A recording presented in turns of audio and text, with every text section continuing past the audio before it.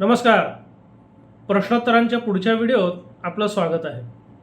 पहिला प्रश्न आहे, विकास करारातल्या विकासकाचं जर निधन झालं तर काय होतं? आता विकास करार किंवा डेव्हलपमेंट ॲग्रीमेंट म्हणजे नक्की काय? तर जेव्हा एखाद्या मालमत्तेचे म्हणजे जमिनीचे विकास हक्क जमीन मालकाकडनं त्रयस्थ विकासकाला देण्याकरता जो करार करतात तो असतो डेव्हलपमेंट ॲग्रीमेंट किंवा विकास करार. आता या विकास करारामध्ये विकासक ही एक तर नैसर्गिक व्यक्ती असू शकते किंवा कृत्रिम व्यक्ती असू शकते. आता नैसर्गिक व्यक्ती म्हणजे काय, तर जेव्हा एखादी व्यक्ती स्वतः व्यक्तिशः व्यक्ती म्हणून करारात सामील होते तेव्हा त्याला म्हणतात व्यक्तीचा झालेला करार. आणि त्याचऐवजी एखादी कृत्रिम व्यक्ती म्हणजे संस्था जर विकासक असेल, मग भागीदारी संस्था म्हणजे पार्टनरशिप असेल, लिमिटेड लायबिलिटी पार्टनरशिप असेल किंवा कंपनी असेल, असं जर असेल तर त्याला म्हणतात आर्टिफिशियल एंटिटी म्हणजे कृत्रिम व्यक्ती. आता या दोन्ही शक्यतांचा आपण विचार करूया. जर नैसर्गिक व्यक्तीने म्हणजे एखाद्या व्यक्तीने विकासक म्हणून करार केला असेल आणि त्याचं जर निधन झालं तर त्या संदर्भात त्या करारामध्ये काही अटी किंवा शर्ती लिहिलेल्या असतात की या एखाद्या व्यक्तीचं निधन झालं तर पुढे काय होईल आणि त्या अनुषंगाने त्या विकास कराराचं पुढे हक्क वारसांकडे जाऊ शकतं.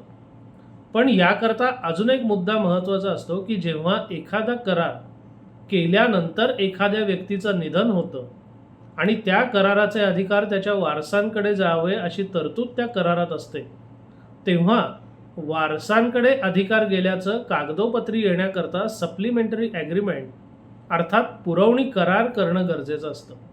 कारण नाहीतर होतं काय की आत्ता जी व्यक्ती हयात आहे, जी सगळं कामकाज करणार आहे, तिचं नाव कुठल्याही कागदोपत्री म्हणजे रेकॉर्डमध्ये सापडत नाही. म्हणून जर विकासकाच्या निधनानंतर त्याचे वारस ते काम पूर्ण करणार असतील, याला जमीन मालकांची सुद्धा संमती असेल, तर त्या परिस्थितीमध्ये दोघांनी एक पुरवणी करार अर्थात सप्लिमेंटरी करार करावा, जेणेकरून मयत विकासकाचे जे वारस आहेत ते कायदेशीररित्या त्या विकासाचं काम पुढे करू शकतील. यातली दुसरी शक्यता म्हणजे जर विकासक ही संस्था असेल आणि त्या संस्थेमधला एखादा भागीदार म्हणा किंवा एखादा संचालक म्हणा याचं निधन झालं तर त्यांनी त्या संस्थेच्या अधिकारांवर कोणतीही गदा येत नाही किंवा कोणताही विपरीत परिणाम होत नाही. कारण संस्थेमधले लोक हे बदलत असतात, भागीदार बदलतात, संचालक बदलतात, पण मूळ संस्था तीच कायम राहते. मग समजा एखादी भागीदारी संस्था असेल, एखादी कंपनी असेल जिने ॲग्रीमेंट केलेलं आहे आणि त्यातल्या एखाद्या भागीदाराचं किंवा संचालकाचं निधन झालं तर त्या भागीदाराचा किंवा संचालकाचा त्या संस्थेतला जो काही अधिकार आहे तो त्याच्या वारसांकडे पुढे जातो आणि त्याच्याकरता आपल्याला वेगळं काहीही करायला लागत नाही. कारण करारामध्ये नावं ही व्यक्तिशः म्हणून सामील केलेले नसून संस्थेचं नाव सामील केलेलं असतं आणि संस्थेचं नाव तसंच कायम राहतं आणि तीच संस्था पुढे सगळं कामकाज करत असते. म्हणून व्यक्तिसापेक्ष असेल तर पुरवणी करार करायला लागेल, पण जर संस्थेशी करार झालेला असेल तर तसं करायची विशेष आवश्यकता अजिबात नाही. पुढचा प्रश्न आहे, समजा एकाच गटामध्ये 2 जमिनी आहेत आणि तरीसुद्धा एकमेकांना रस्ता देण्याला विरोध असेल तर काय करायचं? आता जेव्हा रस्ता देण्याकरता विरोध असतो किंवा वादविवाद असतात तेव्हा त्या जमिनी एकाच गटातल्या आहेत किंवा नाही यांनी काहीही फरक पडत नाही. कारण एकाच गटात असल्याने किंवा नसल्याने या संदर्भातले रस्त्याच्या संदर्भातले जे कायदेशीर तरतुदी आहेत त्यामध्ये काहीही फरक नाही. एकाच गटात जमिनी असतील तर रस्त्याकरता वेगळ्या तरतुदी, एका गटात जमिनी नसतील तर रस्त्याकरता वेगळ्या तरतुदी, असं असतं तर याने फरक पडला असता. पण तसं नसल्याने याने काहीही फरक पडत नाही.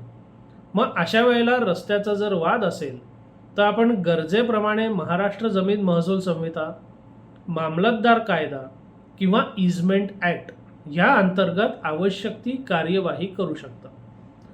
महाराष्ट्र जमीन महसूल संहितेअंतर्गत आपल्याला बांधावरचा रस्ता मिळतो. असलेला रस्ता जर बंद झाला असेल तर त्या विरोधात आपल्याला मामलतदार कायद्यामध्ये दाद मागता येते आणि रस्त्याचा प्रश्न फारच जटिल असेल तर मात्र आपल्याला इजमेंट ॲक्ट खाली दिवाणी न्यायालयातच दाद मागायला लागते बाकी कुठेही जाऊन त्याचा तसा विशेष उपयोग होत नाही. पुढचा प्रश्न आहे, एखाद्या नोंदणीकृत कराराला मंडळ अधिकाऱ्याने मान्यता नाही दिली तर काय करायचं? आता हा प्रश्नच तसा विचित्र आहे. कारण एखादा करार एकदा नोंदणीकृत होऊन कायद्याने अस्तित्वात आला की त्याची महसूल अभिलेखामध्ये नोंद घेणं हे क्रमप्राप्त आहे. आता तो करार कायदेशीर आहे, बेकायदेशीर आहे याचा निकाल करण्याचा किंवा याच्यावर निर्णय देण्याचा अधिकार कोणत्याही महसुली अधिकाऱ्यांना नसतो. म्हणून मंडळ अधिकाऱ्याने मुळात कराराला किंवा त्याच्या महसूल अभिलेखातील नोंदीला विरोध करण्याचा प्रश्नच फार कमी येतो. जर आपल्या करारामध्ये तशा काहीही त्रुटी किंवा दोष नसतील आणि त्याची नोंद घेण्यास आपल्याला मंडळ अधिकाऱ्याने विरोध केला असेल किंवा फेटाळली असेल तर त्याच्या विरोधात तुम्ही सक्षम ठिकाणी म्हणजेच प्रांताकडे रितसर अपील दाखल करून दाद मागू शकता आणि तिथे आपण आपलं प्रकरण चालवलं तर बहुतांश वेळेला आपल्या प्रकरणाचा आपल्या बाजूने निकाल लागेल. आता याच्यात काही वेळेला गडबड काय असते की एखादी समजा नोंद असेल किंवा एखाद्या कराराची जी नोंद असेल ती जर एखाद्या ठोस कायद्याचा उल्लंघन करणारी असेल तर अशा वेळेला नोंद घेण्यास नकार दिला जातो. म्हणजे कुळ कायद्याची जमीन असेल, शर्तीची जमीन असेल किंवा तुकडेबंदी कायद्याचा भंग करणारा एखादी नोंद असेल तर अशा नोंदी घेण्याला रेव्हेन्यू ऑथॉरिटी अर्थात महसुली अधिकारी विरोध करू शकतात. आणि काही अंशी जर महसुली कायद्यांचा भंग सरळ झाल्याचं त्या करारातनं दिसत असेल किंवा त्या कराराची जी फेरफार नोंद करायची त्याच्यावरनं दिसत असेल तर आपल्याला तिथे अडचण येऊ शकते आणि मग त्याच्याकरता सुद्धा आपल्याला वरती अपीलच करायला लागेल. आणि जर आपल्या करारामध्ये अगदी मूलभूत दोष असतील तर ते दोष आपण दूर करेपर्यंत आपल्या कराराची नोंद महसूल अभिलेखात होणं हे जवळपास अशक्य असतं. धन्यवाद.